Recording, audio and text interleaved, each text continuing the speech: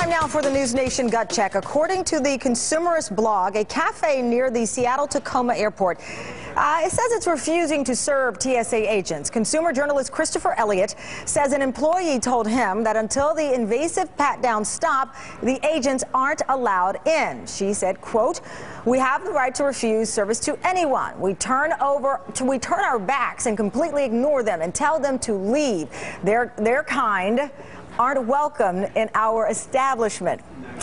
The employee also reportedly went on to say they've even called the police to escort the TSA workers out of the restaurant. Joining me now from Seattle is Karen Russell. And Karen, I should start off by saying the TSA says that it's not received any complaints or reports from its employees regarding this. Nonetheless, this is a blog that's been picked up by a lot of folks. So I start off with asking, can a restaurant say that?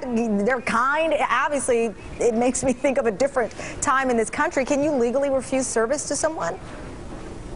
Yes, actually, the restaurant can because TSA agents are not part of what we call a protected class.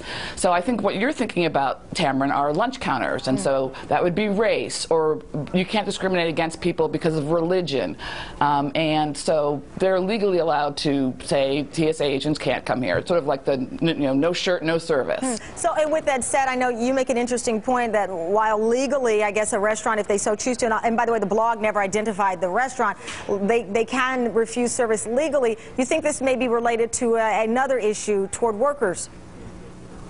Yeah, I do. I mean, I think that the TSA agents have recently gotten some collective bargaining rights, and I think you can link it to this sort of anti-government worker. They're a pretty easy target. They're intrusive. You know, people don't like going through this process. There was a recent story here with an Alaska lawmaker who had some health issues and felt that the TSA went too far. So I think that they're, when we're thinking about the union busting and other issues, that this is somewhat related to, pick on a government worker that's an easy target. Yeah, and you mentioned the Alaska State Representative Sharon Cisna. We're actually talking with her tomorrow. Her aide indicated that she was flagged because of a mastectomy that she'd had, and that required additional screening, which she was obviously, like a lot of people, are not comfortable with. But with that said, it's so interesting. You've got a restaurant that would turn down business these days. It's like, why would you refuse money? And again, these TSA employees have families that they are trying to feed and take care of, and essentially they don't make the policy. They're just carrying out the marching orders they receive.